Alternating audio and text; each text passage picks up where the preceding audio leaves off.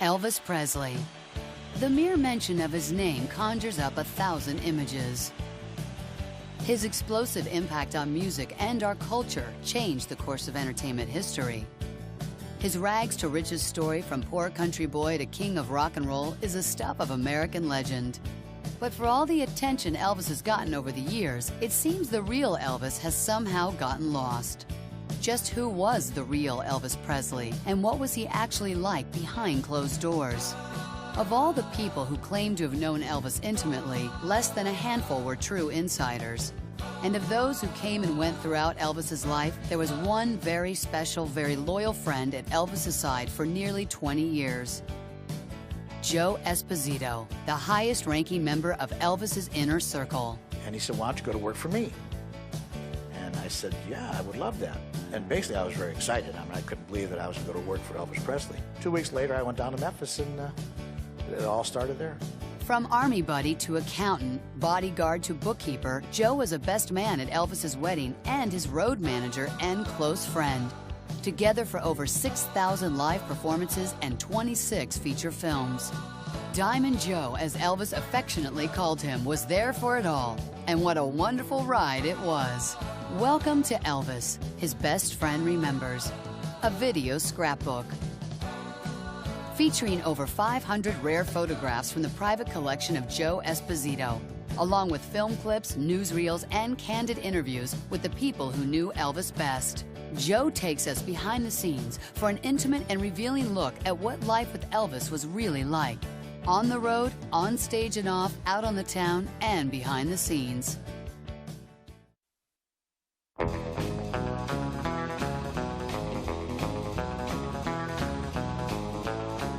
I remember when I got drafted, there was rumors going around that Elvis was going to be drafted about the same time. And, you know, the excitement was, the buzz was around. Nobody thought he would ever go in the Army because of being a big celebrity. They figured they wouldn't draft Elvis. I go into service, I go to Fort Hood, Texas, and then Elvis is drafted, and he comes to Fort Hood, Texas. Now, Fort Hood, Texas is a big, big base. I didn't get a chance to meet him there, but I'd see him around base once in a while. And I never walked up to him. There was about 20,000 guys on the base at the time. We went all through basic training together, not physically together, I mean, but I'd see him around base. It was exciting to realize here I am with this guy we all talked about in the neighborhood. Being at Fort Hood, Texas, our armored division decided to transfer to Germany. And those rumors Elvis was coming there too. So I go to Germany. When I got there, I heard in the paper that Elvis's mother died. She died while he was in the service, so he was delayed as far as coming to Germany. So I go to Germany, it's a little small base in Friedberg, Germany there, and I'm working in an office. I got a real nice, comfortable job in the service. I was a finance clerk. I'm in the office with a good friend of mine, and I hear all this commotion outside by the gate of the base. I asked George, my friend George, "What's going on? You have an idea?" He says, "Well, I was told Elvis is coming here tonight. He's going to be stationed here with us." I said, "That's great." So we sort of looked out the window. We couldn't see anything. There was thousands of kids screaming and yelling out there, all these buses pulling in, all these GIs looking the same, all in the same uniforms. They couldn't see him. The base, Ray Barracks it was called, was just typical Army base, 3,000 men, 3 outfits, the artillery, 27th Artillery, which I was in, and Elvis was in 32nd Armored Division, which was tanks. Germany was strange for Elvis. He'd never been to a foreign country before, except for Canada, but that wasn't foreign. It was cold, snow, and the language. Elvis was very nervous about going over there. He didn't know how he'd be accepted. He did end up renting a house over there in Bad Nauheim, which was about 15 kilometers from Friedberg, where we were stationed. Rented this house on a nice big house on 14 Goethestrasse. I'll never forget that address. This house was the house that Elvis met Priscilla in. It was great. It was very warm. His father and his grandmother came there. His grandmother would cook breakfast and dinner for him. He wasn't too thrilled with the food in Germany. Elvis was a very basic Southern boy. He had to have his mashed potatoes and gravy and his eggs fried the way he wanted them and his bacon, and he wasn't much of a Wiener Schnitzel guy. Elvis's tour of duty in the Army was actually very good for him. He didn't think it would be because he was concerned that he wouldn't be as popular when he got out. But he was on every magazine cover you could think of during those 2 years. And then the parents of the teenagers that were in love with Elvis were starting to respect him. He went to the service just like anybody else would. He served his time, and when he got out, he was more popular than ever. Our tour of duty was coming to an end in Germany. I got my departure papers to leave in the end of February, and Elvis, I knew he was leaving right after me. So one evening at the house, we took a ride in the car. He said, let's go for a ride. So we drove around the city a little bit, and he said, asked what I was going to do when I got out. And I said, well, I'm going to go back home and go back to my job. And he said, why don't you go to work for me? And I said, yeah, I would love that. And he said, okay. He says, gave me the phone number at the house. He says, when you get back home, you know, stay in touch with me, give me a call, let me know, and you can come down and we'll start off. I got a lot of work to do when I get back home. And basically, I was very excited. I mean, I couldn't believe that I was going to go to work for Elvis Presley. 2 weeks later, I went down to Memphis, and it all started there. Well, when Elvis got out of the Army, the press was everywhere. As you remember on television, they showed him landing in a snowstorm near Fort Dix, New Jersey. He had a big welcoming committee. Nancy Sinatra was there to welcome him back for her father that was throwing the big Welcome Home TV show down in Miami for Elvis. It was just back the way it was before he left, 2 years before that. I mean, they were there, but he was excited to see him back, and the press was going crazy. I was in tanks for a long time, you see, and they rock and roll quite a bit. He was thrilled to be back in Memphis, and you could just see it in his face. He was excited, but yet he was, you know, it was not the same because his mother was gone. His mother passed away while I was in the service, and it was not the same. So he had a press conference in his office in the back of Graceland. He was very relaxed. You could see it on the film that he was very relaxed, and he was glad to be home. And here's some of that press conference right now. I had quite a few interesting experiences. Slept out in the snow, HC rations, you know, all the regular things. But I suppose the biggest thing of all is the fact that I did make it. I made it just like everybody. I mean, I tried to play it straight, you know, like everybody else. And I made a lot of friends that I never would have made otherwise. And all in all, it's been a pretty good experience, you know. Well, basic training wasn't hard for me at all. It was harder afterwards, after I had gotten into a regular outfit. Not the service itself, but just the surroundings, and I was in a strange land, and the outfit I was in, they had quite a bit of field duty. We stayed in the field 6 months out of the year. And it gets cold in Germany. It snows quite a bit. And it was pretty hard to adjust to. Well, the only thing I can say is to play it straight and to do your best, because you can't fight them. They've never lost yet, you know? And you can't fight them. So you can make it easy or you can make it hard on yourself. I mean, if you play it straight, get the people on your side, let them know you're trying, you as the Army would say, you've got it made. And if you're going to try to be an individual or try to be different, you're going to go through 2 years of misery. My first actual show business gig, as I would say, is going to Miami Beach to do the Frank Sinatra special for Elvis Presley. Went up and had a top suite, this huge suite up there overlooking the ocean, and this next tower one over was Sinatra's suite on the other end with all the other stars over there. You couldn't see them from us, but I was thinking to myself, I'm on the patio looking at Miami Beach, beautiful weather.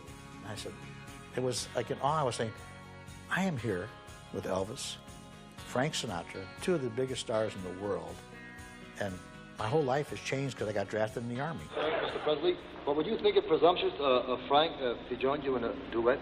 Well, yeah, that would be very, I would consider it quite an honor. I tell you, I'd like to do one of your songs. All right. I mean, you know, with you. Fine, fine. You know, I always wondered, as a matter of fact, while you were singing Elvis, I thought to myself, I wonder what would have happened if I had recorded Love Me Tender instead of you. I wonder if it made any difference. I think it would, about 2 million records less. He should have. You smarty pants. Oh, what I thought we'd do, you do Witchcraft, okay? And I'll do one of the other ones. Okay? Nelson?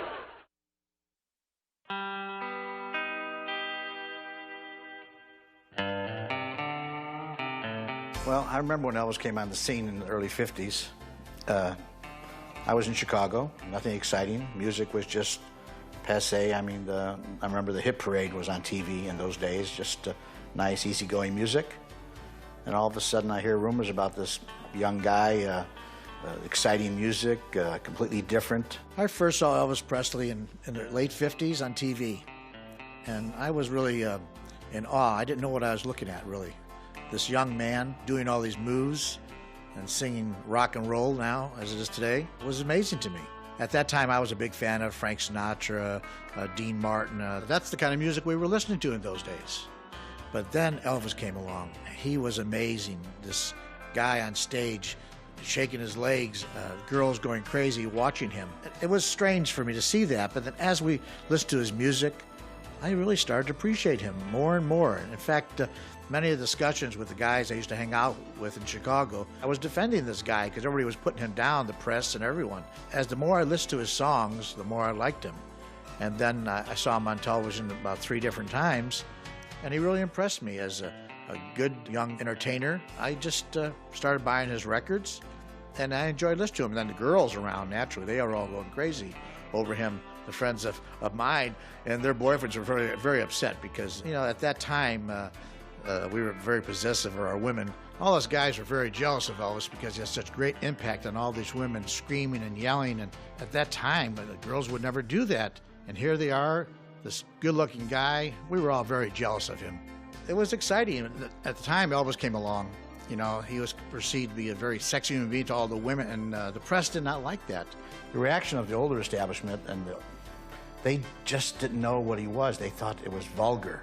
They thought his moves were sexual, and that upset them tremendously, and the press started tearing him apart, and the churches were saying he's got the devil in him. Kids didn't see it that way. They just thought this was something new and something exciting. They couldn't understand why this guy was singing and shaking, but Elvis was being himself. People didn't realize that till now, and now he's like an angel on stage if you look at him compared to what's going on today. Elvis's fan reaction was always tremendous, as you will see in this very rare news footage. Elvis Presley. The appeal of a Presley may escape the older generation, but his devoted fans regard him as an eminently attractive and admirable figure of a man, a worthy successor to a Clark Gable, a Cary Grant.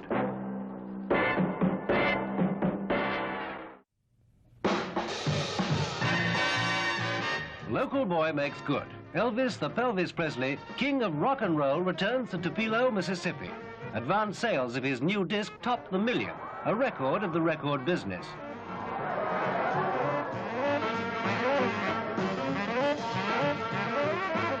The local girls went crazy. One leapt on the stage and the cops had to stop her from jumping on his blue suede shoes. They just love him to death. But perhaps Elvis has had too much rough adoration. For instance, his first picture is called Love Me Tender.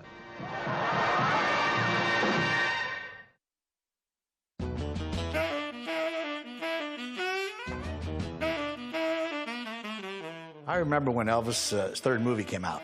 It was Jailhouse Rock, and it was a little different.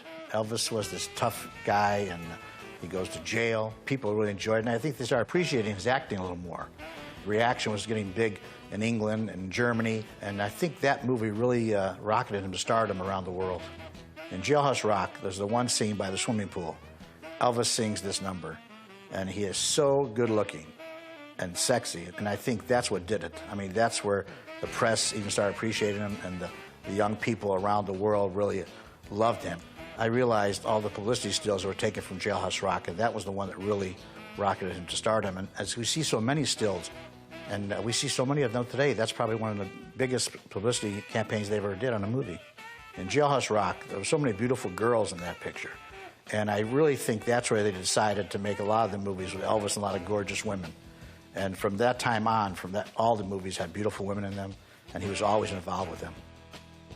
In the dance sequence in Jailhouse Rock, Elvis was really involved with the famous dance number, with all the inmates. Elvis went to the choreographer and gave him several suggestions as to how the dance sequence might be played. And Elvis's ideas were right on, as all his ideas ended up on screen. This was the movie that really catapulted him into the stratosphere as an international movie star. Just before Jailhouse Rock was going to be released to the theaters, Colonel Parker put Elvis on a road tour. And one of the stops was in Tupelo, Mississippi. Elvis wanted to do a charity event there to raise money for the Elvis Presley Youth Project. It was a charity organization he started to help out the youth of Tupelo. You could see how relaxed Elvis was. He had a lot of fun backstage. This just shows Elvis in a different light. I'd never seen this before, and it's a great piece of footage. Yeah, Elvis was always in control with it, whatever he did. This piece of footage has been seen over and over again, but it's such a great piece of way Elvis moves on stage. And he's so relaxed. The audience, you could see, is just overwhelmed at him, and he gets his energy from his fans, and the fans are going crazy, so Elvis was going crazy.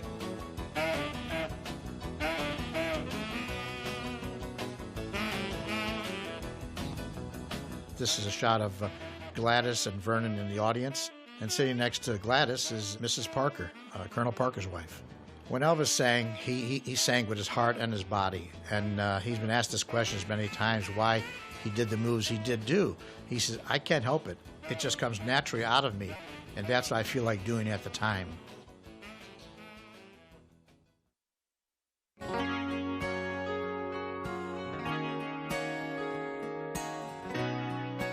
After Elvis got out of the service, he still kept on learning karate. He kept taking lessons from karate from different instructors.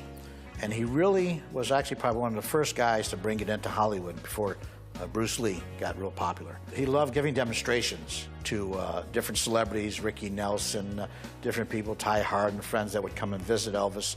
He'd be giving karate demonstrations all the time. He felt good about doing this because this is the only guy doing this, and everybody was excited about it.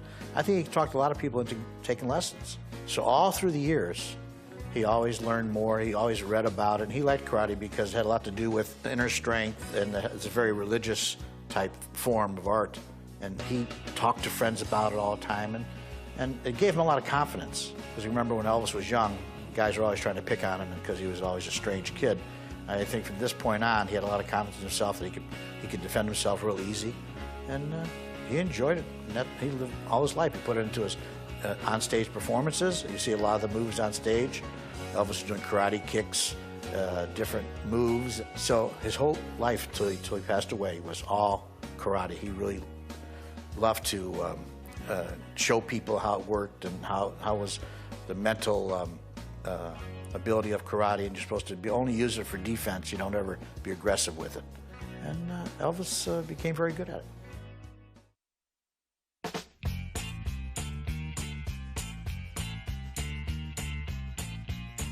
Elvis made 31 feature films in his career, and I was there for 26 of them. And I learned a lot about film production. It's a lot harder than people realize. I mean, they think it's all exciting and everybody's having a big party, but they don't realize half the time you're sitting around waiting for the next setup shot. You know, you shoot 2 minutes of film in a whole day. In the movie Blue Hawaii, Elvis was being a tour guide, so he was showing these students around Hawaii. Nice shot of Elvis and Darlene Thompson, one of the co-stars in the movie. This one in Blue Hawaii was a lot of fun. Elvis and Joan Blackman made 2 movies together. Nice sexy shot, both of them in their bathing suits. Elvis made 3 movies in Hawaii. This is a couple of shots from the movie Girls, Girls, Girls. In the movie, Elvis plays a helicopter pilot. Once again, he gets all the girls, girls, girls. It was exciting just being around Elvis films. They were up movies. They were fun movies to make. I was in a few of Elvis's pictures. He was good about that. You know, hey, why don't you use Joe? Why don't you use Red? Why don't you use Sonny? Any of the guys in the pictures? And they would use us. We were on location up in Napa, California for the movie Wild in the Country. And while we were there, Colonel Parker wanted to give an autograph session to all the fans and the people of the town. So here we are at the motel, and Elvis is signing pictures for everybody who came to the doorway. Look at the great look on Elvis's face. This is on location in Follow That Dream down in Florida. Elvis and Red West working out, giving a little karate demonstration to the cast and the crew. Very hot on location. Elvis is in the shade, resting and relaxing between shots. This is a scene from the movie where Elvis is getting ready to drive away. Here's Elvis pretending he's a gangster with a phony Thompson submachine gun. It's a prop, it's not real. Elvis was very good to his fans. He would take a break and go talk to them between takes. This young lady here was the watermelon queen of that county, and she's presenting Elvis with a watermelon. No matter what happened, Elvis always took time out for his fans. Here he's shaking hands with a couple of young kids. Elvis's first movie was a Western for 20th Century Fox. It was Love Me Tender. His character name was Clint Reno.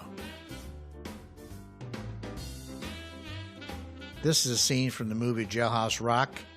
And if you look closely, all the guys in the background, all his buddies from Memphis.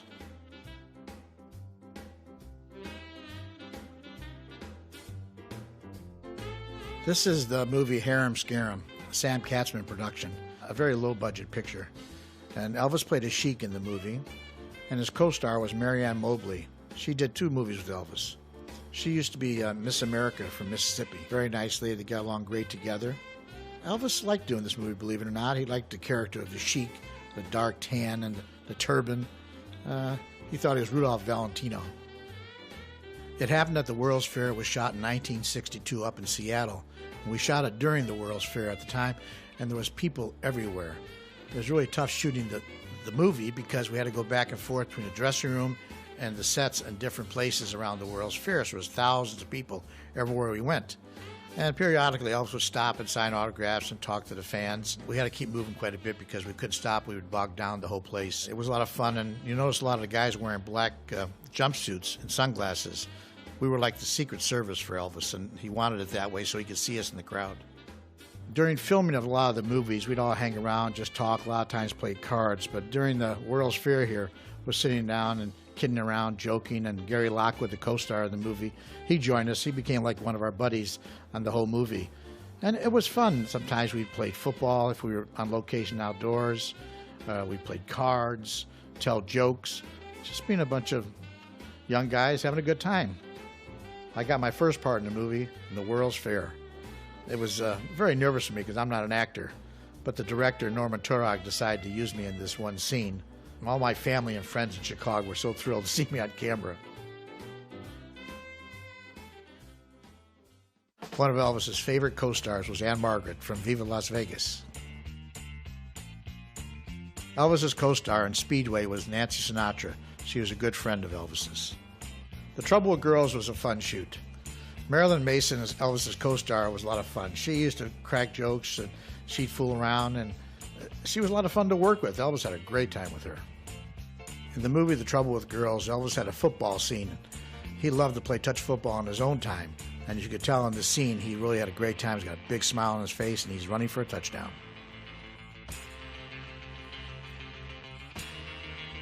The movie Stay Away Joe in Sedona, Arizona, a real beautiful place. Elvis decided to have Priscilla, and my wife Joan came with her, and Colonel Parker was there. They came visiting on the set. It was such a beautiful area. We wanted them to see the area, and not too often they came to visit us, so it was fun. We had a great time. I'd have a small part in Elvis's movies once in a while. This particular one was Stay Away Joe. I was repossessing Elvis's car in this scene.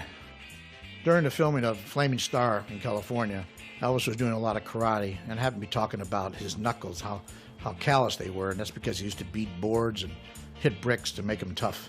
This is on the set of Flaming Star. I'm there talking to Jerry Schilling and Sonny West, good friends. They all worked with Elvis together. Elvis was great about having family and friends in his movies. In the movie Live a Little, Love a Little, he used his dad as a male model in this one scene. Elvis was a photographer, and we shot it down at the Los Angeles Music Center in downtown Los Angeles.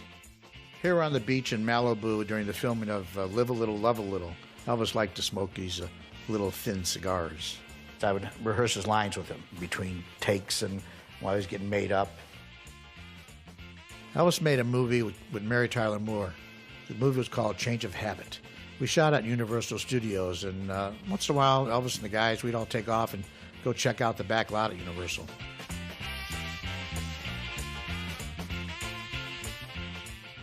Elvis's good friend, George Barris, the custom car king, built this Cadillac limousine. We were filming Spin Out when RCA executives came on the set and presented Elvis with 2 more gold albums. During a lot of the movies, Elvis was very curious about how things worked on making movies, so he'd check out the camera shots once in a while, talk to the cameraman how things worked, and he was interested in learning all facets of the movie business. Elvis is posing for a picture here with Colonel Tom Parker as manager and Philip Dunn, the director of Wild in the Country.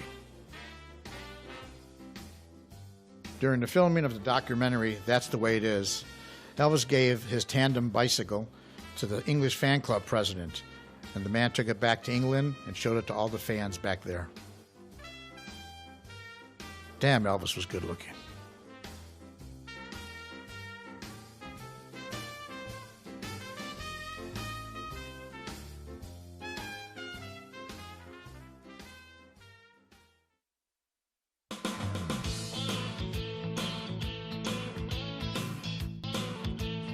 Elvis was a very generous person, and Colonel Parker was too. A lot of people don't realize that. Colonel read in the paper one time where the U.S. Potomac was President Roosevelt's boat at one time, and it was going to be destroyed. It was going to be scrapped. It was just getting old, and they didn't know what to do with it. Colonel came up with an idea. He went to Elvis and said, Elvis, let's buy this boat, since it's a piece of history, and we'll donate to somebody where they could charge admission for people to go on and look at it and get the money for charity. So Colonel went to the March of Dimes, which that was President Roosevelt. He started that charity organization, so he figured that's the best people to go to. He went to them, and they didn't want the boat. They didn't want the responsibility. They didn't know what to do with it. So Colonel ended up giving it to Danny Thomas for the St. Jude organization. We were in Vegas goofing around, having a good time, and the Colonel set it up where we were going to fly in, meet Danny Thomas at Long Beach. The boat was in Long Beach, and go there and do a big press conference, and Elvis would give Danny Thomas the boat. The Colonel is he's a pretty smart guy. He looked at the boat. It was really beat up. It didn't look too good, so he had somebody paint the whole one side of the boat, the one side where at the dock where the press would be able to see it. He didn't paint the other side, just painted the side where the press would see this beautiful, good-looking boat. And it was just so funny. And I thought to myself, well, he said, hey, I'm going to give it to them. They can paint the other side. I remember when we arrived in Long Beach, there was a lot of press, and a lot of fans were there. I guess they heard rumors that Elvis was going to be there. And all the press, and they were coming, Elvis, okay, come on, Elvis, come over here and sit and talk to Danny Thomas. And Elvis said, just a minute. He stopped and he signed autographs for all his fans. He would always stop and do that no matter what happened, because he always said if it wasn't for his fans, he wouldn't be here. And that's the truth. And every celebrity should think that way. And Elvis was like that. And so it didn't matter if Danny Thomas was waiting or the president could have been waiting. He would sign autographs for his fans.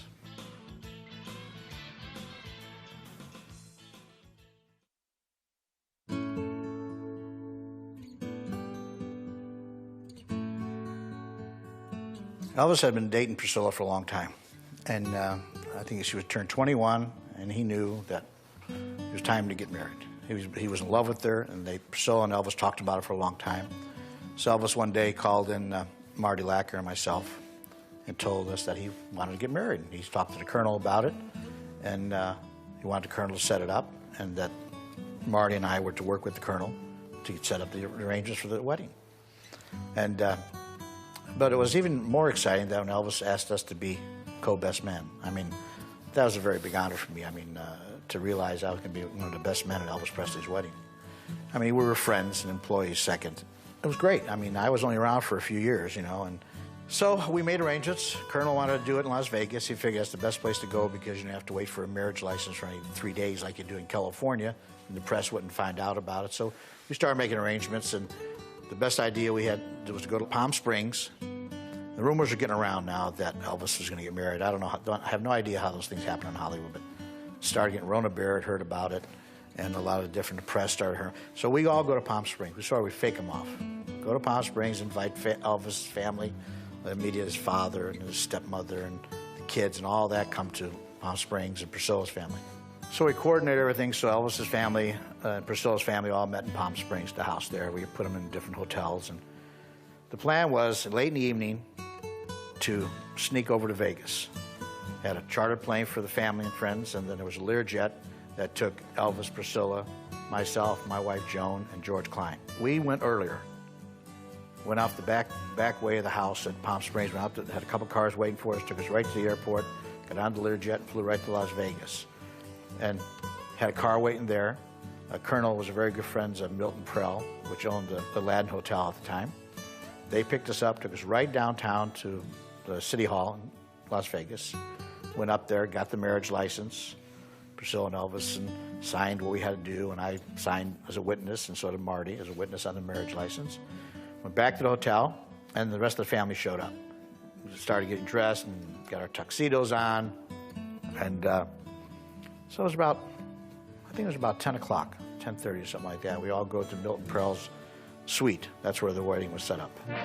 In Las Vegas, it's wedding bells for the man who practically invented rock and roll, Elvis Presley, and Priscilla Beaulieu, a friend of 8 years standing. The 32-year-old Mississippi boy who started a new style of singing gives his bride a 20-carat diamond ring. Now more a movie than a recording star, Elvis met Priscilla when he was a GI in Germany and she, the daughter of a lieutenant colonel, was a high school girl. It's the first marriage for both. When Priscilla walked into the room, she was so beautiful and stunning. I mean, it sort of took your breath away. She was absolutely wonderful, and she was very, very nervous. You could see it, much more nervous than Elvis was. And Elvis had a great smile on his face, and you could see how much they loved each other. And it was just a wonderful feeling to know there's two happy people here. During the ceremony, it was very intimate. There was only a few people in there. It was very small. The judge giving the ceremony was very somber. He was very nice. During the ceremony, my feelings were I was happy to see the two of them so happy. It really was. They're a beautiful couple. I mean, they're two. Priscilla's so gorgeous, and so is Elvis. And these two nice, fun-loving people. It was very exciting. I mean, as far as feelings going, I was excited to be there. I was excited to be part of it, and to realize how my life had changed since before I went in the Army because of meeting this man. And I felt very honored that I was there right at this time.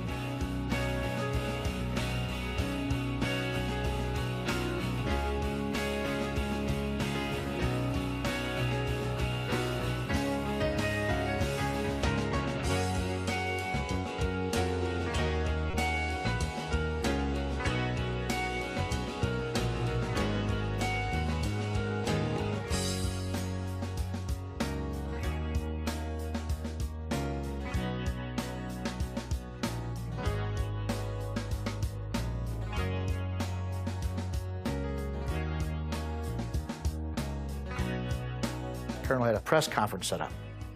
Went immediately from the ceremony right to the press conference, and the press was there and talked about how he felt about getting married and all that.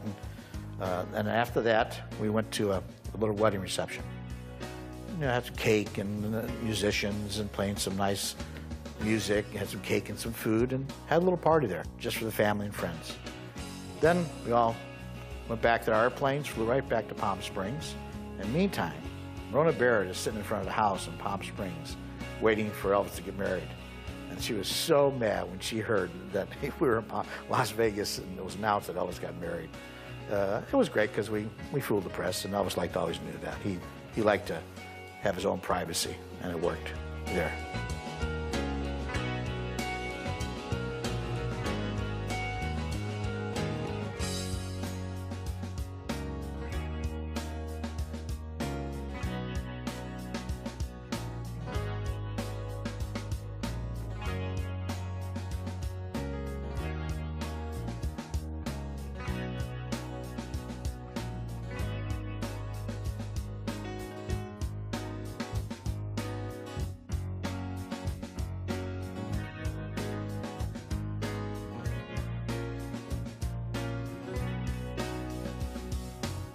So when we got back to Palm Springs, we all sat and relaxed. It was over with. It was a beautiful day. We were sitting outside in the sun around the deck, Priscilla and Elvis and me and everybody else part of the family, and Vernon and Priscilla's family. And I could just remember Elvis got up from his chair and went over and cut a rose for Priscilla from one of the rose bushes back there and brought it to her. Now, I never saw Elvis do something like that before, but it was a nice touch. I thought it was a very nice, warm, romantic touch. We had a nice dinner. The maids were there to cook a nice dinner for all of us. We all sat around, talked, was relaxed, wonderful. And then we called it a night. And then we only stayed there a couple of days, then we went back to Memphis. And Elvis really had his honeymoon in Memphis at the ranch. He had a ranch in Mississippi at the time. And that's where he spent his honeymoon.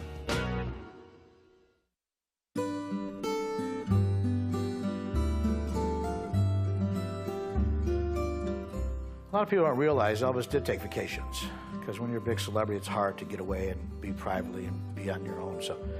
But Hawaii was his favorite place, and once he started making movies there, he really enjoyed it there. The people treated him wonderful. He always liked to go there. He loved the warmth. I remember when we get off the plane, there's just a feeling of relaxation when you get off the plane in Hawaii. And that was one of the places I know that Elvis really enjoyed. He felt relaxed. He was himself. He had no pressures on his shoulder. And we went there many, many times, spent a lot of days there. I'd rent a house on a private beach someplace, but we always stayed at the hotel, at the Hilton Hotel.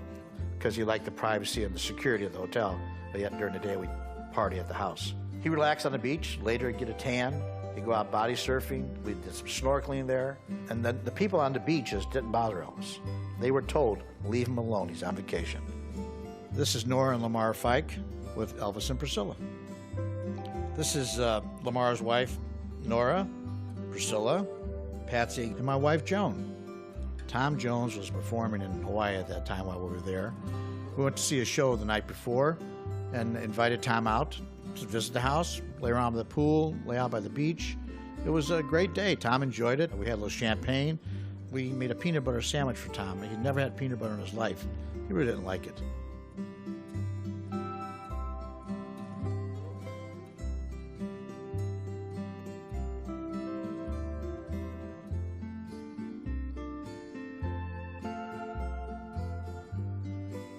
This press conference in Hawaii was there for Elvis to announce the charity concert for the USS Arizona Memorial.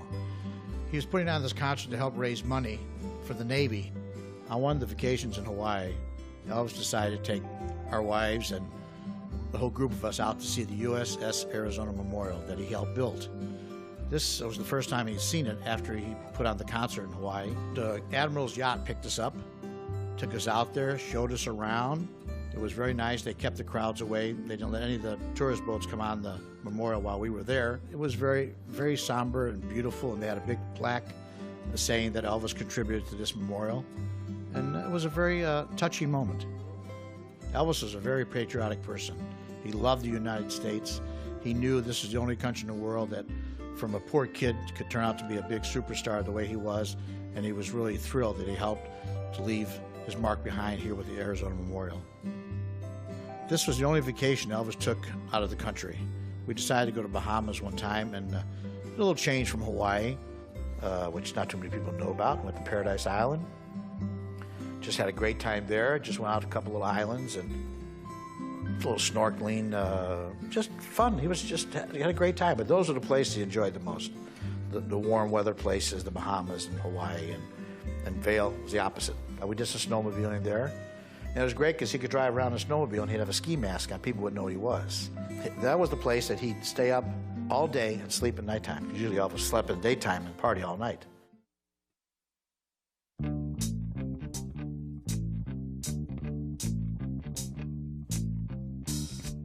During the touring years, we were chartering planes for different tours. You know, we chartered the Playboy Bunny plane, a couple other chartered planes. So Elvis decided he wanted his own airplane. Now, I know nothing about airplanes, but he called me in, he called Lamar Fike, and Lamar knew a little bit about airplanes, more than I did, that's for sure.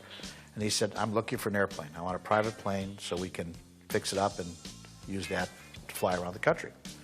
So Lamar and I got a hold of this gentleman that was a used plane salesman.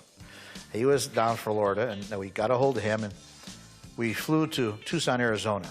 I didn't know this was like the biggest, huge airplane lot in the world. Go to Tucson, he takes us out to the desert, and there's planes, hundreds of planes, just lined up like a big car lot. So we're driving around, we told him Elvis wanted a 4-engine jet, because he felt more secure with 4 engines. Seats about 120 people.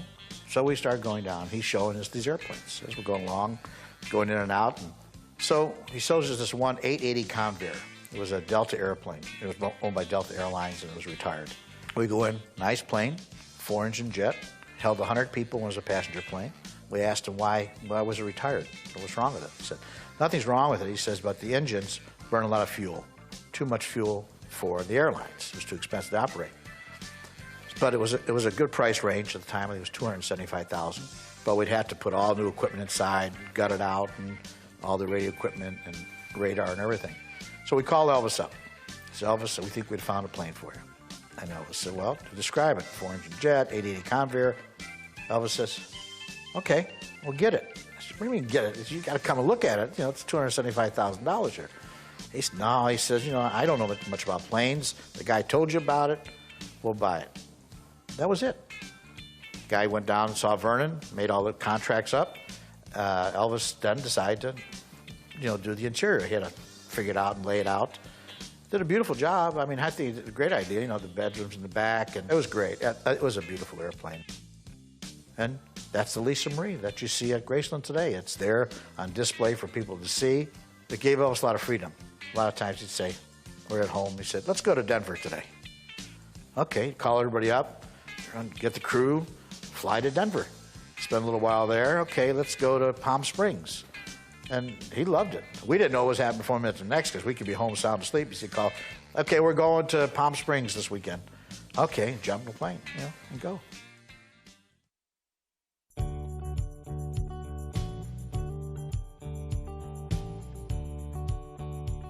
I remember our trip to New York. Elvis was getting ready to do 4 concerts at Madison Square Garden. He never played New York before, and he's always told New York audiences are tough. They're really hard on people. They want you to, okay, show them what you can do. So he was a little concerned about it. So Colonel set up a big press conference we were staying at the New York Hilton. Elvis, amazing to me, was very relaxed. He walked into that press conference. His dad was there. All of us guys were there. He was great with the press. Great questions they asked him, and he would just go along and answer his questions, and it was super. And the good thing about it, we went and did the show. Elvis was a nervous wreck. He didn't know how he'd be accepted. When he walked on that stage and the crowd went crazy, he really relaxed. That next day, the reviews hit the paper, and they were the best reviews we've ever seen. They just thought Elvis was unbelievable. Now, New York press is real tough on people, but he felt so good about it. And the next few shows after that, he was just flying high. He just felt so good about it. He was accepted in New York City, and that was quite an experience for all of us. We were all concerned. There's so many places that I haven't been yet. I've never played New York here, I've never been to Britain either, I'd like it to, yes, sir. I'd like to very much. I'd like to go to Europe. I'd like to go to Japan and all those places. I've never been out of this country except in the service, No, I stopped using that greasy kid stuff, too. Just like everybody else did, man. Man, I was tame compared to what they do now. Are you kidding? I didn't do anything. We just jiggle, I really can't criticize anybody, in the entertainment field. I think there's room for everybody, and I hate to criticize another performer, Well, the image is one thing, and a human being is another, It's very hard to live up to an image, I'll put it that way. Well, I found that in the audiences that we have, it's mixed. It's older people, younger people, and the very young, and all types of people. It's hard to find good material nowadays, for everybody, for all of us, It's very difficult to find any good hard rock songs. Really. If I could find them, I would do them, I would like to think that we've improved ourselves over the past 15 years. That's what I mean. I mean musically and vocally and everything. I like to think that I've improved over the past 15 years.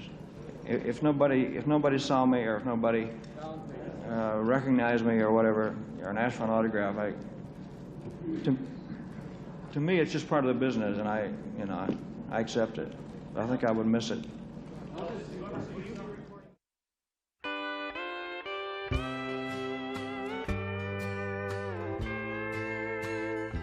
I happened to be there when Elvis met Priscilla in Germany. She was this young little 14-year-old girl. I didn't realize she was 14. I don't think Elvis did either. This cute little girl walked in the door, beautiful face, and nice. She was nervous. You could see she was nervous. She comes in a room with all these guys in there, and Elvis, to top it off, he jumped out of his chair and ran over and said hello to her and introduced himself, and they started talking, and they sat, and we just left them alone. They talked for that evening, and they got to know each other as we went along. It was tough being Elvis's girlfriend. When you think about it, just girls chasing him all the time, temptations there, and she had to be very strong. She had to be a very strong person. And I remember when Priscilla was pregnant with Lisa Marie, Elvis was so excited. I mean, Elvis, like I told you before, he loved kids and he loved animals, and he was so thrilled that he was going to have his own child. And going to the hospital, Elvis was just like any other person, just thrilled as could be. He's got a daughter now, and he's a father. And I remember the smile on his face. I mean, he was, it wasn't Elvis Presley now, it was just the man that had a daughter. This is 1174 Hillcrest Drive, Truesdale Estates. This house brings back a lot of memories. This is the house that Elvis and Priscilla were living in when they got married. And this was Lisa Marie's first California home. Brings back a lot of memories because the house next door is Danny Thomas's house. At one time, Elvis wanted to buy that lot before Danny built his house there, and he missed it by about 2 weeks, so he ended up buying this house for himself. It's a beautiful house. We used to have a lot of family gatherings up here, and we used to have a lot of Easter egg hunts, and it was fun. It was great, beautiful home.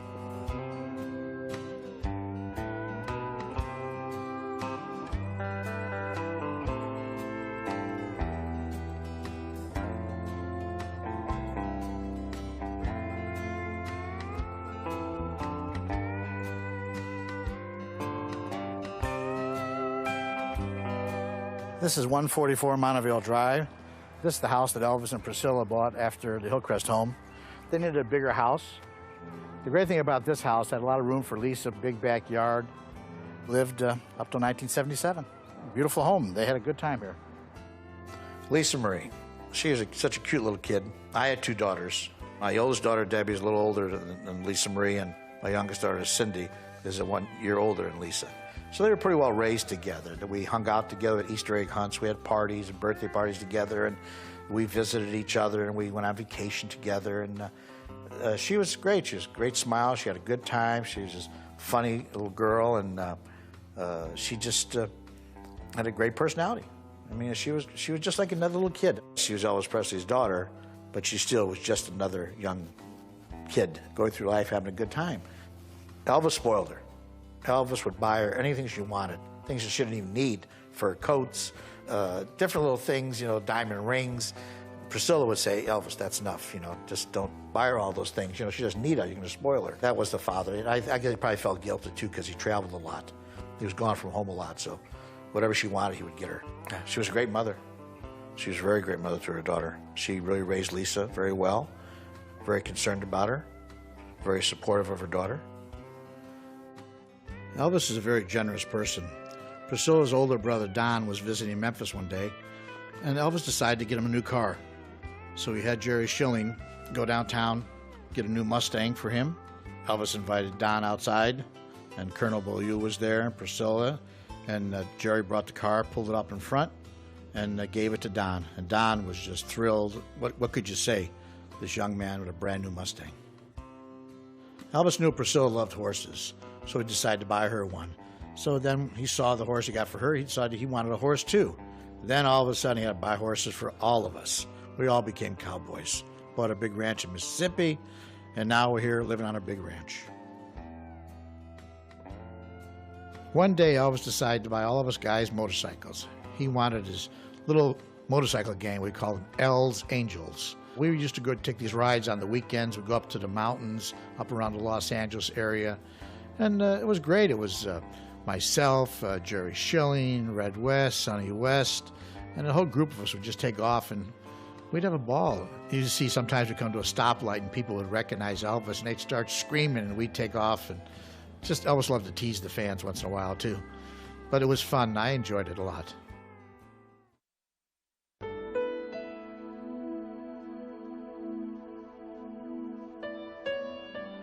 People have a wrong impression of Colonel Tom Parker, Elvis's manager. He was a very nice man. I mean, he was a tough businessman. He separated business from friendship. That's very important, and I don't think anybody else could have handled Elvis Presley except for Colonel Tom Parker.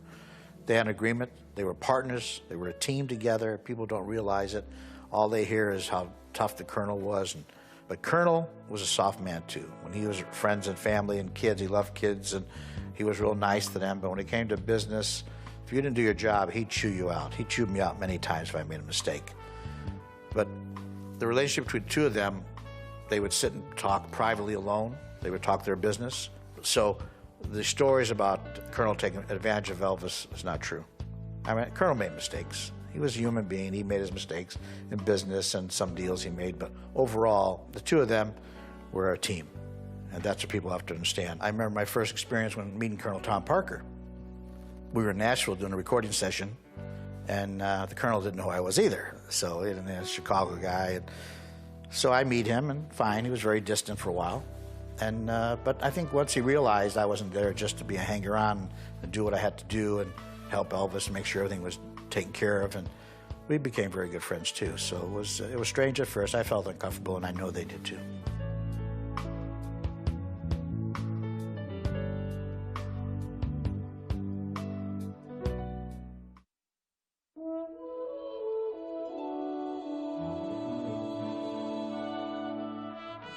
Elvis was very popular in Texas.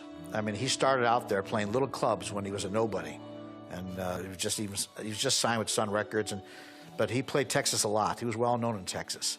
And they treated him so great. I remember when we went to do this show at the Astrodome, all the important people of Texas were there, and all wanted to meet Elvis, and they gave him a Stetson hat, and they gave him a gold watch and awards, Elvis Day in Texas. You could see Elvis having a good time. I remember the first time Elvis played the Astrodome.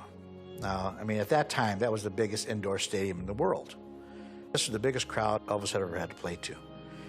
The only bad thing about it, he was in the middle of the field, and he was so far from the audience that it didn't give him a warm feeling. He couldn't sing to the people. But the crowd was just amazing. I mean, there was so much screaming and yelling, you could hardly hear Elvis. And that was quite a big event for him, I'll tell you. It was during the rodeo, you know. Elvis was event number 8. And we used to kid him about it. Elvis, you come up right after the bulls. And we'd kid him about it. He'd get mad at us about it. But it was quite exciting. And it was exciting for me, especially because I'd never been inside of a big stadium like that to see that 50, 60,000 people at a concert.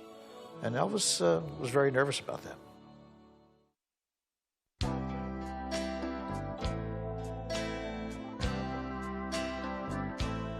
Here we are in beautiful downtown Burbank, home of the NBC studios, where Elvis shot the '68 Singer Special. It was called the Singer Special because the Singer Sewing Machines was the sponsor at that time. And today it's known as the Elvis Comeback Special. Colonel Parker came up with an idea to do a Christmas special for Elvis. And Colonel's idea was to do a nice special with NBC, and then they could play it every year, like you see a lot of specials done. So they had the meetings. Elvis agreed to it, and he met with the director, Steve Bender, and Bones Howe was one of the producers. And they met and they talked. And they got to know Elvis. So they got Elvis alone in the room. We talked about the ideas and discussions. And Steve said, I don't want to do a Christmas special. Why don't we just do a special with you? Elvis said, hey, sounds good to me. Well, then Bob Finko went and talked to the Colonel, and Colonel got all upset about it. He said, wait a minute, this is supposed to be a Christmas special. And, you know, why'd you guys influence Elvis? But they already got to Elvis, and that's the way it was. But the Colonel said, listen, you got to do a couple of Christmas songs. So we played at Christmas time. He agreed. Did the special. It was the first time Elvis had done a special. And NBC mentioned to the Colonel, he says, okay, who are we going to have as guest stars on the show? And they said, we don't need any guest stars. Elvis is a star. He can carry the show. And when you think about it, all the specials you see always have guest stars. Elvis was the star, and that was it. And he had a great time doing it. He enjoyed it. It was a new experience for him. He really got into it. In fact, he even slept in the dressing room. Whenever he went home, they set it up so he could sleep there because he didn't want to get out of the mood while we were doing the tapings. And had a ball. And I tell you, it was the highest rated show of that year on television. The director wanted to have a nice finale for that TV special, something different, a message song. And he talked to Elvis about it. He said, okay, come up with the right song. Let me hear it. So they went to one of the songwriters, and they told him what they would like to have a nice message song, something that people would understand, and Elvis could sing with heart. This guy went home. In 3 days, he wrote this song, If I Can Dream. And it couldn't have been a better song. If you see the show and you watch the special, came back to the studio, played it for Elvis. Elvis loved it and recorded it. And that is probably one of the best songs you'll ever hear Elvis ever sing. You can see he sang it with feeling and heart.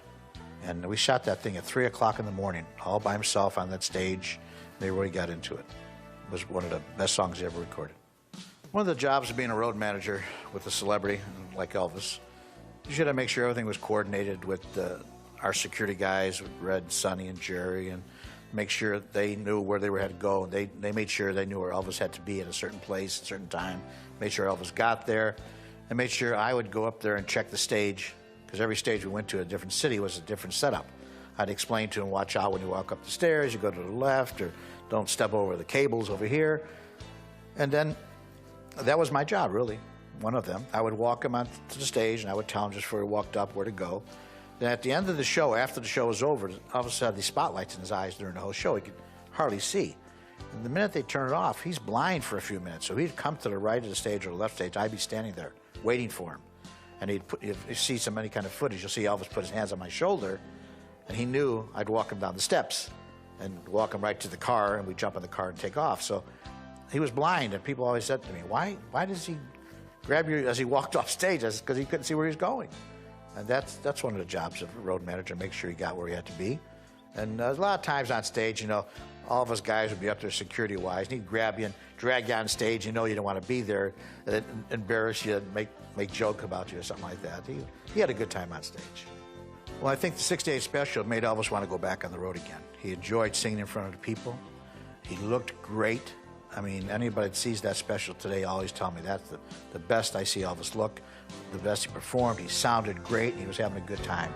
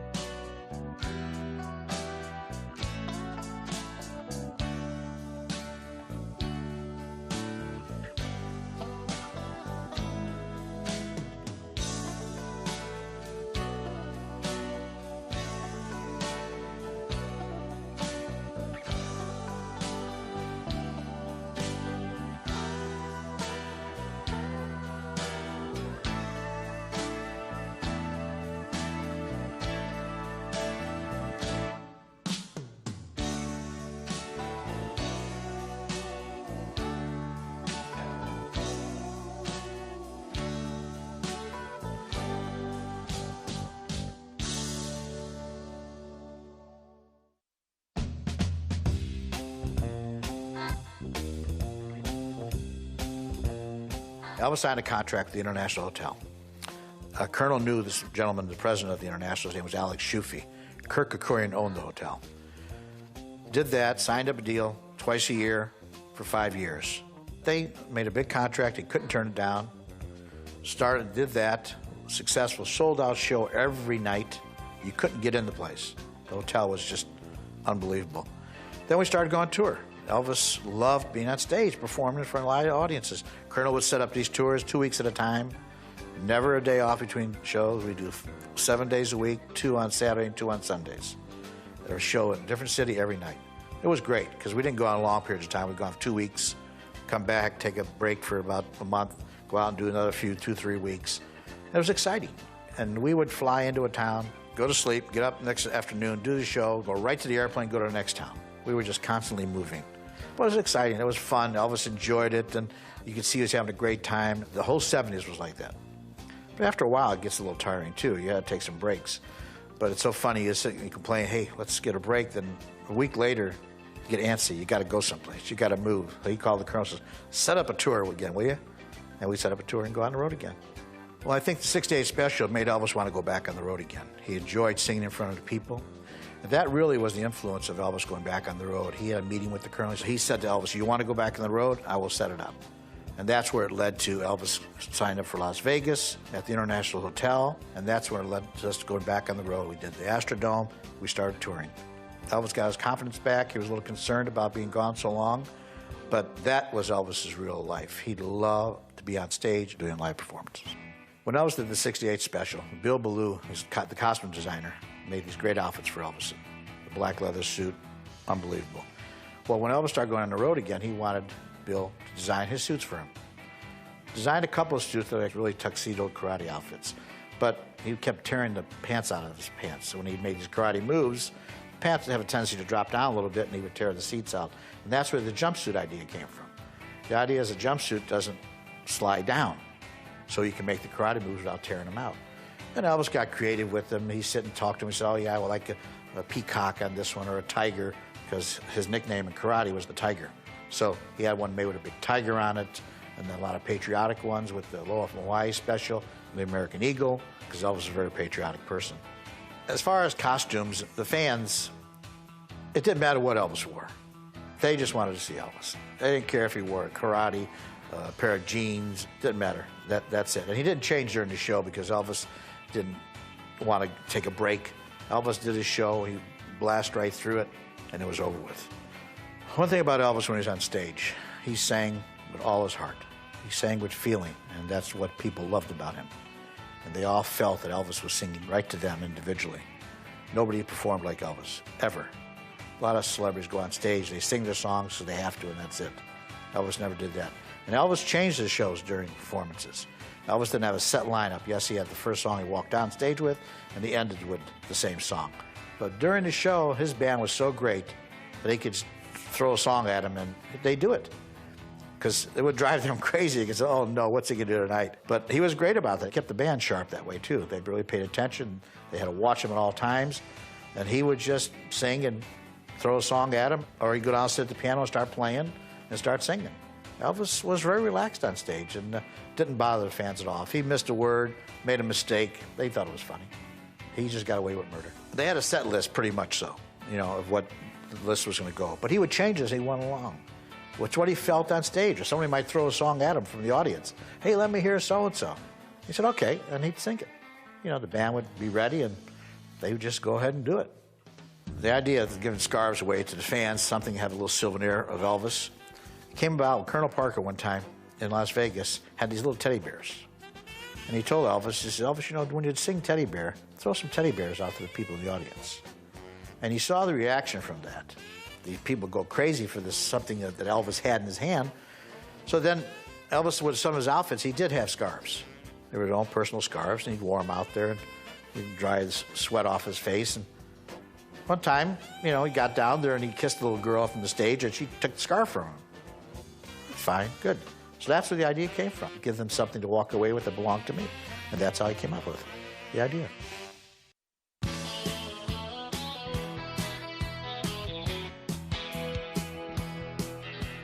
Elvis liked to have a big band and orchestra and backup singers. He loved voices. And Millie Kirkland was his backup singer when we first started going back on tour in the 70s. But Millie was a little older and she couldn't travel as much. So he heard about this young lady, Kathy Westmoreland. Heard about her, and they had Tom Diskin and a couple of the other people check into her. And Kathy fit in perfect. And here's a little bit of Kathy right here. There were actually 3 different people who had recommended me to Elvis. When he asked people in L.A. who they'd recommend, they all recommended me, and he thought, well, I think I better call this girl. I got a call one Friday afternoon asking if I could fly immediately to Vegas, saying that he needed a replacement for Millie Kirkham at the time. It was August of 1970. So I got the call to go for just a couple of weeks with Elvis. And really was not a fan, so to speak, and didn't appreciate what he did that much. There were some records I had liked, but I wasn't a fan. After the very first show that I saw, and having met him as a person really impressed me, I was just in awe of his talent that had, somehow or another had never reached me via record as it did everyone else. But in person, it was just magical. And to this day, I've never seen a performer with that. I knew at the time that it was special. There was always that awareness that there was something very special happening. Looking back now, it's magnified a billion times to me. But there was that, I think everybody who was associated with him had this feeling that we were all somehow meant to be together. It was a very odd experience.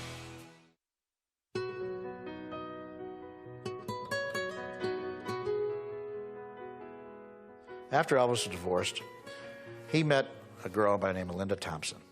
She was from Memphis. George Klein introduced her to Elvis. This girl, great personality. Linda is one of those people that's always up. She's happy, she jokes around, she's funny, she's beautiful. She was perfect for Elvis at the time. I'll tell you, she just worked out perfect. Elvis loved her. They spent a lot of time together. She was always positive. She's a very positive person. She still is today. And that was a great thing about it. But as years went on and she saw that there was one of them great together, but she wanted to go further from there. She wanted to take her life a little further, and I don't think she wanted to be around this. It was too much for her, traveling, going here and there and everywhere. She just wanted to settle down a little more and just have a real normal life, so they went their separate ways. It was tough for Elvis, but Linda was great for Elvis.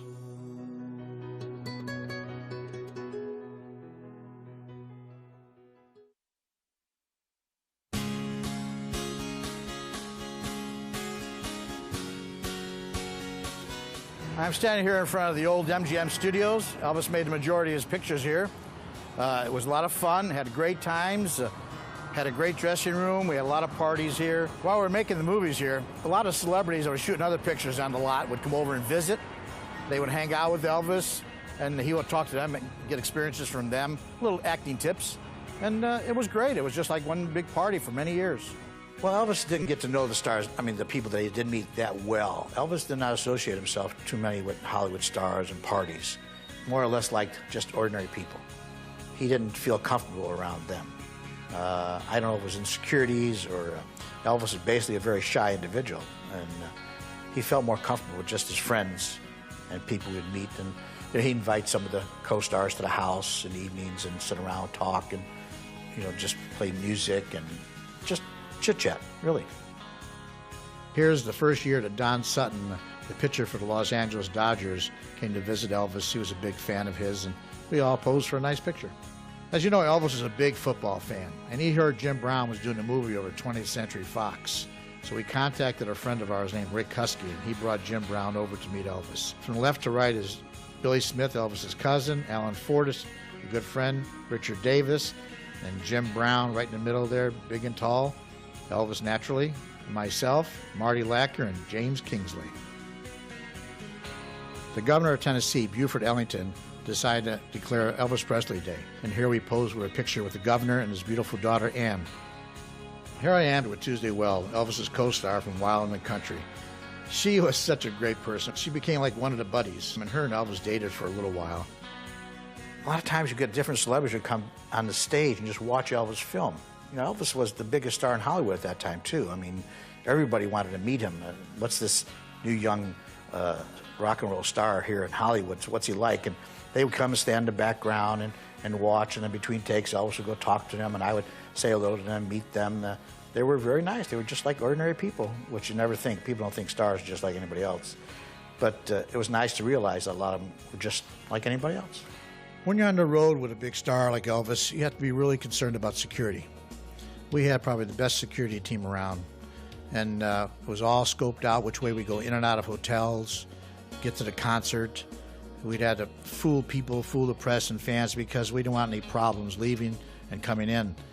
And our security guards, Red West and Sonny West, Dick Grobe, they were all great. They were so professional. In fact, we were recommended by a lot of people to set up security for them, but we never did that. This was our private thing, and it was not easy for Elvis going in and out of these places because the fans didn't mean anything by it, but they were there, and Elvis was the type of person who would not push his friends away. He wanted to sit and talk to them and sign autographs. He felt obligated to do that. But there's times we couldn't do that because it would take too long to get in and out of the places. So we sort of really rushed him in and out. If it was up to him, he'd sit and sign autographs for hours. But, we had to get to his show or we had to catch a plane. And so it was not easy. But the bad thing about it, we always saw the back of the hotel, the back of the concerts. We never saw any of the cities. People would say to you, when you go to these cities, it must be so wonderful to travel and see all these beautiful places. We saw nothing. We saw loading docks, walk through kitchens, up freight elevators, in and out. That's the way we traveled. Later on in years, we were dubbed the Memphis Mafia. And how we got that is because Elvis liked to have us do things in different ways. He got us all wearing black mohair suits, white shirts, white ties, or a black shirt and a black tie. So in a big limousine, we pull up in front of the hotels in Las Vegas and different places. It looked like the mob got out of the cars. All these guys getting out, and then Elvis comes out. Like the Don comes out after, So I think a couple of reporters ended up saying, hey, who are those guys? And the guy said, these are Elvis and his Memphis friends. He said, oh, the Memphis Mafia. And that's where it came out of. And some reporter picked it up and we ended up in the paper as being Elvis and the Memphis Mafia. And we were titled that. And Elvis thought it was pretty funny. He thought it was great because he liked the old gangster movies, and he thought they had an exciting life. And he liked the mob idea because he figured the mob is very, very loyal. They expect loyalty from their friends. And Elvis was the same way. He expected loyalty from his friends. So he enjoyed the title. He thought it was great.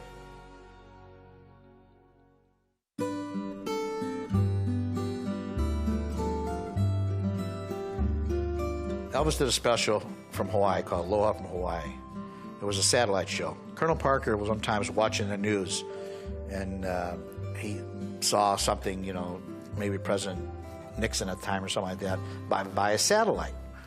And Colonel came up with an idea. He said, why don't we do a special on satellite around the world? Now, Colonel didn't even know if this could happen.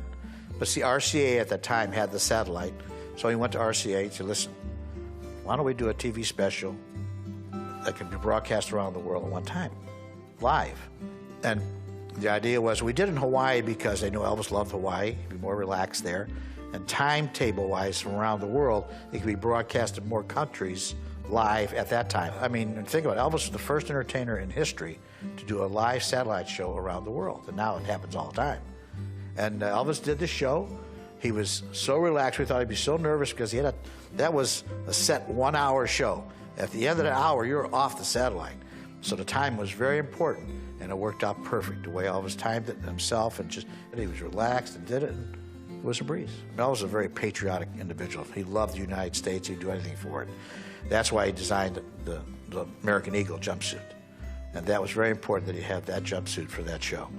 And that's where it became so famous. And at the end of the show, you'll notice he takes the cape and throws it out at the audience. Some little kid got it. And this big, beautiful American Eagle is spread out on it. That's the way Elvis was about things like that. It wasn't important to him. He made somebody else happy out there.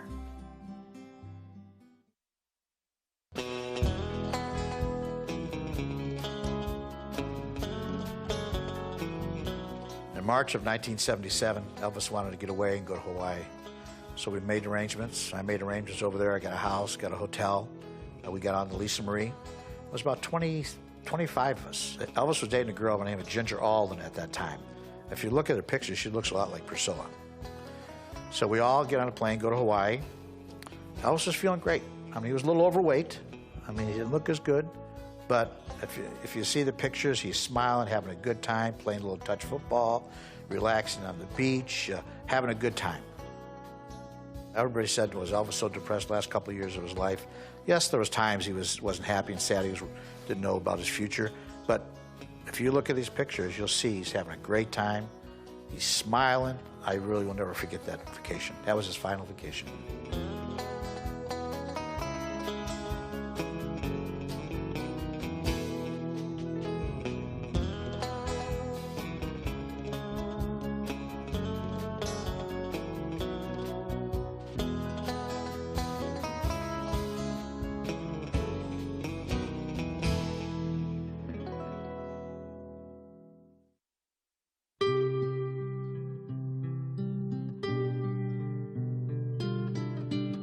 Okay, I'll try and set the record straight on Elvis's passing away. August 16, 1977, we were getting ready to go on tour. That evening, we were supposed to fly to Portland, Maine. I was there at the house. It was in the afternoon around 2 o'clock. Al Strada, his wardrobe man, was there packing the wardrobe cases. I was down there on the phone talking to different people and making arrangements for the flight crew to fly out that evening. Phone call comes from upstairs on the intercom. And Ginger called down and talked to the maid. She says, is anybody down there? So Al is right here. So she hands the phone to Al Strada. She says, Al, come upstairs. Elvis has fainted. Al runs upstairs, and he calls down real quick, calls me. He says, Joe, come up here. I need you right away. So I ran upstairs. I go into the bathroom, and I see Elvis on the floor. He fell off from the commode. His face was buried into the carpeting, and I bent down real quick, and I touched him, and rigor mortis had set in. And so I turned him over real quick. I pulled up his pajamas bottoms. I turned him over and laid down, and I heard a little breath of air come out of his lungs. So I thought maybe he was going to be okay, but I just didn't feel comfortable about it. Grabbed the phone real quick. There's a phone on the wall right next to the commode, and I called 911, and I said, we need an ambulance at Graceland. We should get somebody real quick. And then Al picked up the phone and tried to get Dr. Nick while I was trying to. Now, there's a story that says I gave Elvis mouth-to-mouth resuscitation. I did not give Elvis mouth-to-mouth resuscitation. No, you couldn't. His mouth was closed shut. and there was no way I could open his mouth. So, but I did try to massage on his heart. At that point, things were starting to happen. Vernon was in the office. He came up to the bathroom. He came in and he started, saying, "Elvis, Elvis, don't leave us. Just hang in there." And then Ginger was there, and Lisa Marie was at Graceland at the time. Lisa came running around, and Ginger she's standing there too. And I asked Ginger, "Please get Lisa out of here." And we're waiting for the ambulance to show up. And meanwhile, Al got a hold of Dr. Nick. He was on his way to Graceland. The ambulance shows up. It seemed like it took forever for the ambulance to get there. The guys came up, and they started lifting Elvis up and got him on the stretcher. We went out the front door rather, took Elvis in the stretcher. Got him in the back of the ambulance. Just as we got out there, Dr. Nick pulled up. He jumped out of his car and jumped in the back of the ambulance. And it was Charlie Hodge, Dr. Nick, and myself went to the hospital with Elvis. We got to Baptist Memorial Hospital. The ride to the hospital seemed like it took forever, too. And Dr. Nick was trying to talk to Elvis, hang in there. And he had whatever that bottle is with the oxygen over his mouth, hoping that could revive him. Got to the hospital. The emergency room people were waiting for us when we got there. Took him on a stretcher and took him into the emergency room real quick, and they stopped me and Charlie from coming in there. Dr. Nick went in there, and they escorted Charlie and I to another room. Meanwhile, all hell was breaking loose in different parts, and the rumors were getting around. And Elvis's cousin Billy Smith came to the hospital, met me there. I don't even remember who else showed up. And they took us in the room. We were sitting there waiting to find out what was going on. And about 20 minutes later, Dr. Nick came into the room where we were. And he walked in and he said, "Elvis is gone." And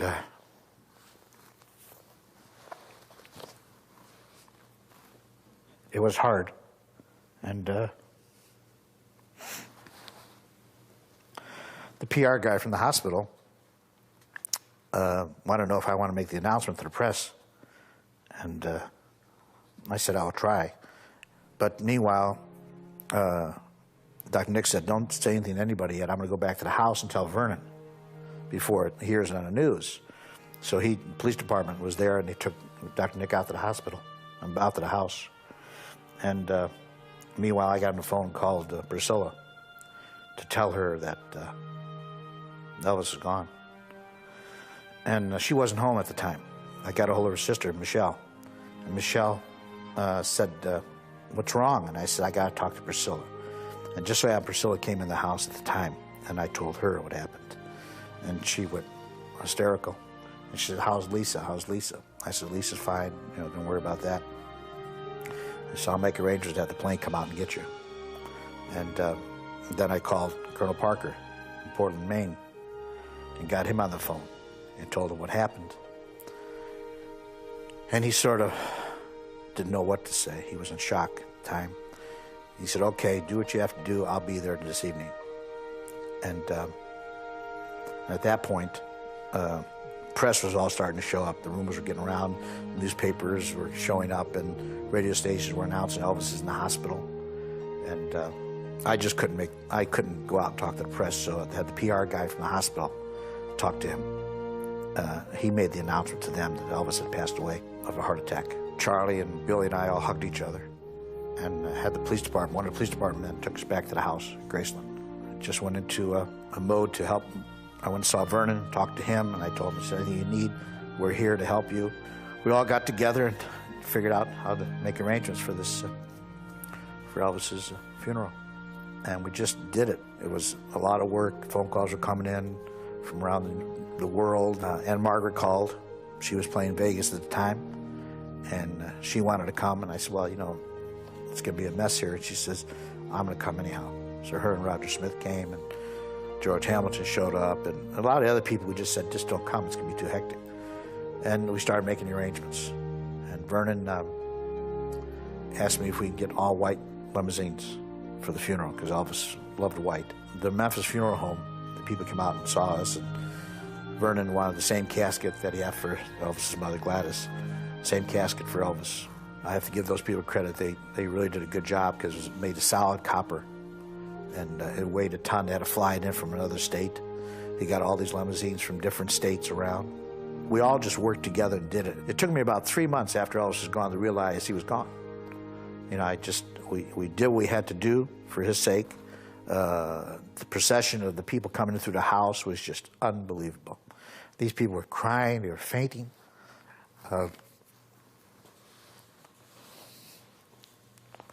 It was tough, but we did it. And I think Elvis was pretty proud of it, the way it was handled, you know. And it was a day I'll never forget.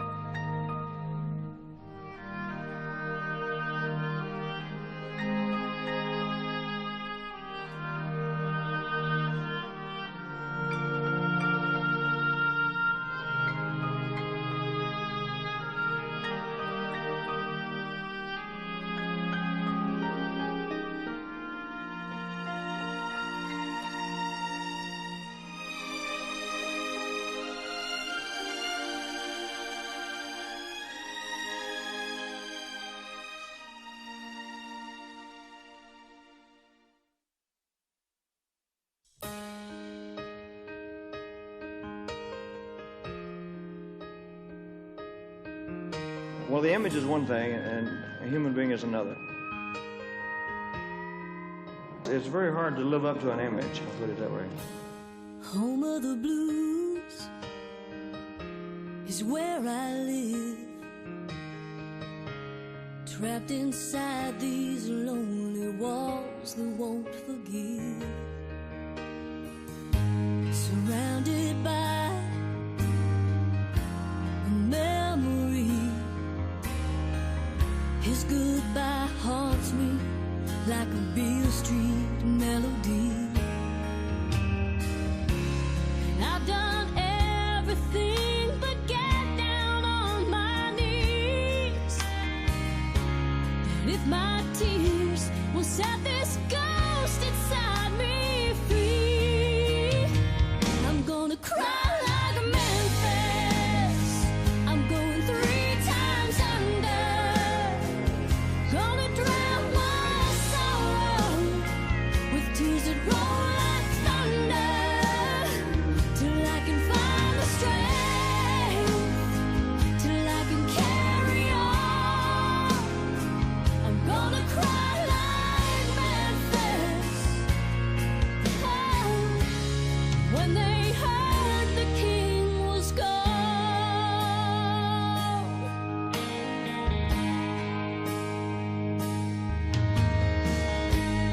Love me tender, cuts through the dark, coming from an open window of a passing car. And in that moment, I believe that I can almost feel your body next to me. One heart beating slowly brings me back around. I know you're gone, and I know I'm breaking down. When I break down, I'm gonna cry like Memphis. I'm going 3 times under. Gonna drown my sorrow with tears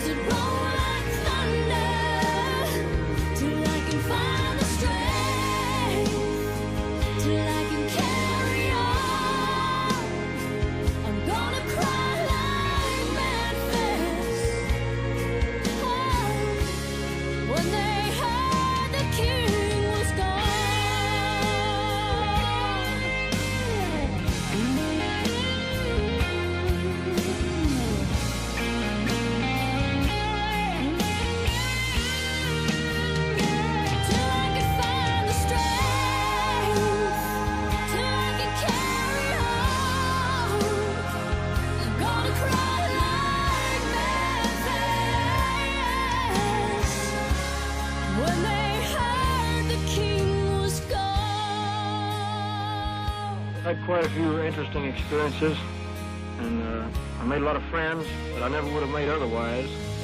All in all, it's been a pretty good experience.